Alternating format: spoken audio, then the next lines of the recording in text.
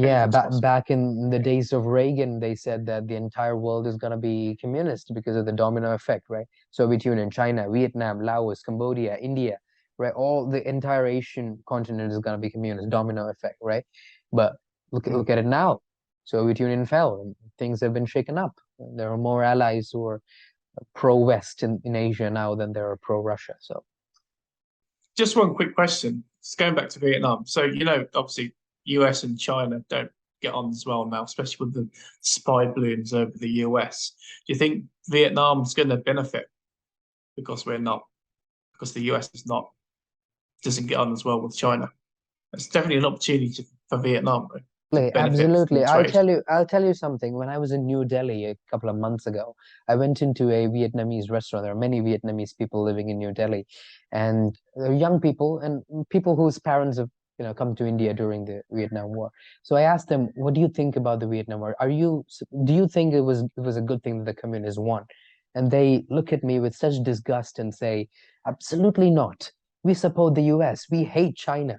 We hate the current government." So I was thinking in my mind. So so at the end of the day, the West won because, as Yeah, Adolf Hitler, may his name be cursed, said, "Give me the youth of a country, and you have given me that country." So the youth of Vietnam today, I mean, Hitler meant it in a very negative way, right?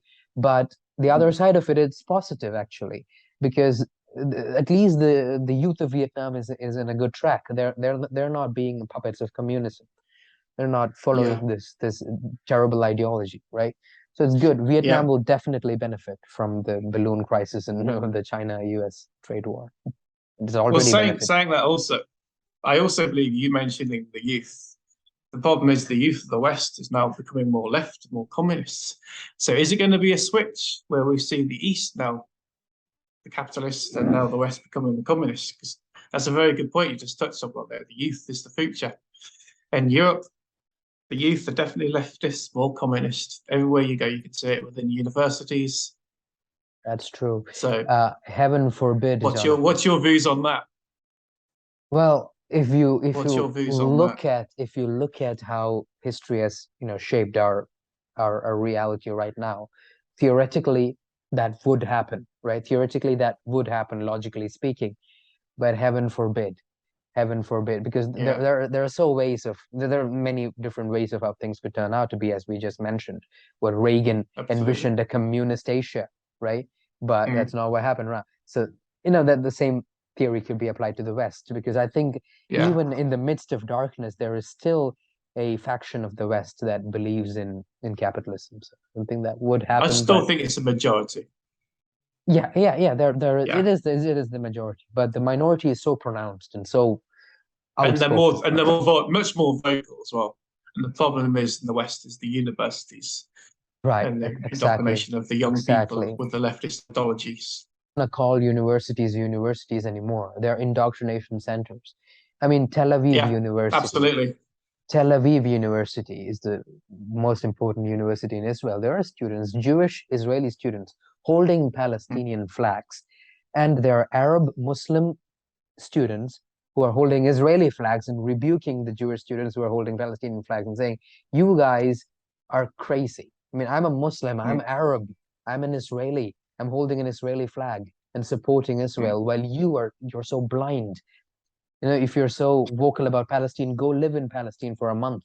We dare you to go live in Palestine for a month, and then you wouldn't last a day, right? They're gonna kill Yeah, you if they find out you're Jewish. So you guys are crazy. yeah, So universities are the breeding grounds of such leftist blind people. That's what yeah. I'd say. I call them blind, blind, deaf, and mute. Blind Not mute, sheep.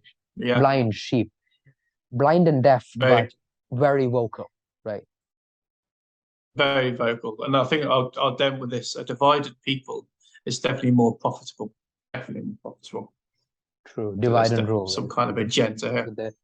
We Absolutely. should. It doesn't matter what. I don't think you should. It doesn't matter what your political opinion is. We all want the same things out of life. We all just want to enjoy the same things. We should put Right. politics aside now and just get on with people because you think. True. I think most of the from traveling, I just find most people are just the same. They just want to get on with their lives and do what's best for them and their family. Right. Yeah, you get to know, if an Indian gets to know a Pakistani, he will see that the average Pakistani is a nice guy.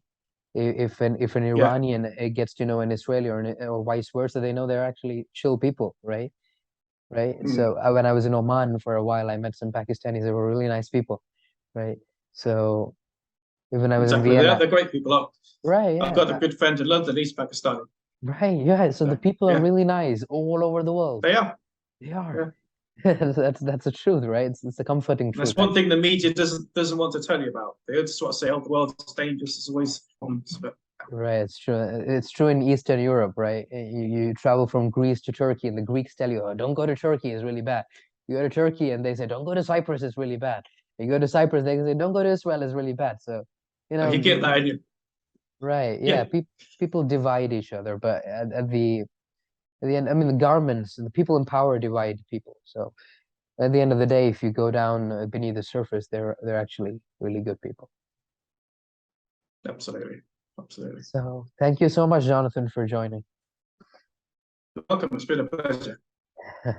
I hope you have yeah, I hope you tick more countries off your list and hit 100, maybe even 200 and be like Drew Um, Binsky, right? um, is there two? There's not. Is there 200 countries? I don't think there really is. I know it's a Two, debate of how many countries there are. 204, 204, but the last countries don't have complete recognition. So the safe number will be 196. Maybe we'll have to discuss this on the next podcast. We'll do that, yeah. Not so sure. Partially Yeah. recognized countries.